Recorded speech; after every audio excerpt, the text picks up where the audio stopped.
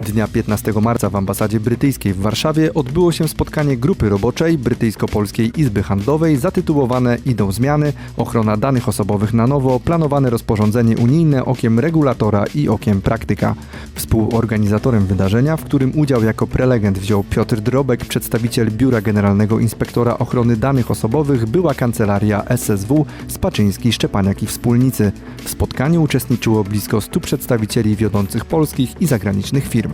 Celem tej konferencji jest przede wszystkim uświadomienie przedsiębiorcom, jak ważna jest ochrona danych osobowych i przede wszystkim wskazanie, że następują rewolucyjne zmiany, jeżeli chodzi o samo podejście do ochrony danych osobowych, ponieważ będziemy przechodzić tak naprawdę od takiego podejścia regulacyjno-ewidencyjnego do takiego podejścia opartego na zasadzie ryzyka, gdzie to tak naprawdę do przedsiębiorcy jako administratora danych będzie należało zdecydowanie, czy powinien spełnić określone obowiązki, czy nie.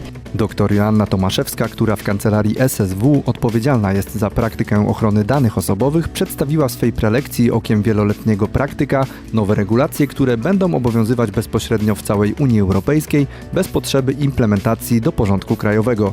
Z punktu widzenia regulatora nadchodzące zmiany w prawie opisywał natomiast Piotr Drobek, zastępca dyrektora Departamentu Edukacji Społecznej i Współpracy Międzynarodowej Biura GIODO, który wskazywał m.in., że pomimo iż rozporządzenie wprowadza nowe obowiązki i nowe standardy, jest ono bardziej liberalne i mniej kazuistyczne niż nasza obecna ustawa o ochronie danych osobowych. Jednym z tematów, który w szczególności interesował uczestników konferencji, była kwestia planowanych surowych kar finansowych za nieprzestrzeganie przepisów rozporządzenia. Największym błędem jest patrzenie na kary z perspektywy górnych granic, które przewiduje rozporządzenie. Tam mamy 10 milionów, w pewnych sytuacjach 20 milionów euro, 2% globalnego obrotu albo nawet 4%. Rozporządzenie jednak nie nakłada obowiązku na organy ochrony danych nakładania kar w wysokości maksymalnej. To jest pewna możliwość.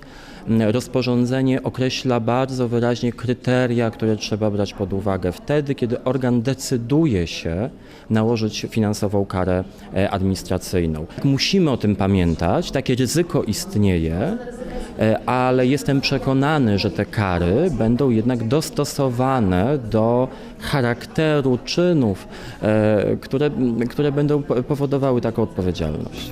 Formułę oraz ideę wydarzenia bardzo wysoko ocenia jeden z organizatorów spotkania, Polsko-Brytyjska Izba Handlowa. Dzisiejsze spotkanie grupy roboczej do spraw TMT jest takim, można powiedzieć, flagowym przykładem, jak organizacja biznesowa Brytyjsko-Polska Izba Handlowa umożliwia dialog z regulatorem, którym jest GIODO, właśnie tutaj we współpracy z członkiem, z kancelarii SSW, naszym długoletnim partnerem.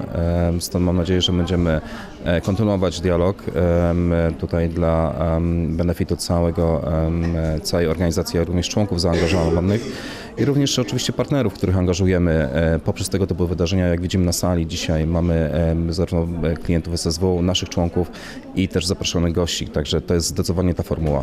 W spotkaniu udział wzięło blisko 100 przedstawicieli wiodących polskich i zagranicznych firm z różnych sektorów. Mamy branżę energetyczną, branżę obronną, farmaceutyczną, kosmetyczną, transportowo-logistyczną, szeroko reprezentowaną, bo i mamy kolej, i mamy lotnictwo. Biznes rozumie potrzebę ochrony danych osobowych i rozumie również to, że należy te dane przetwarzać w sposób odpowiedni, a przede wszystkim w sposób zgodny z obowiązującymi przepisami prawa.